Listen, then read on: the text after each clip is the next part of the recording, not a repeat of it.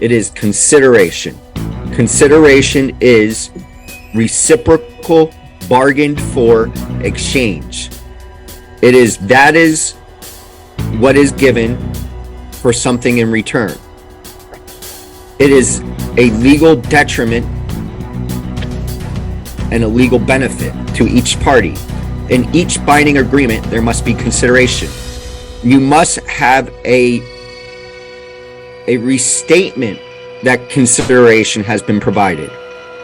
Yeah, there are license agreements that are basically free, that are given without a charge, or sometimes even for just $1. They will reiterate the consideration provision in that agreement. For fair and reasonable consideration, receipt hereby acknowledged.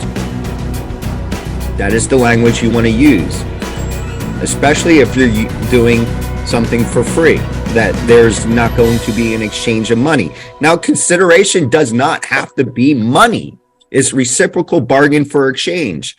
So as long as you reiterate that consideration hereby acknowledged and received, you satisfy the consideration element, because it could be the notoriety, it could be the secondary benefits they receive by allowing someone else to use their work in another work.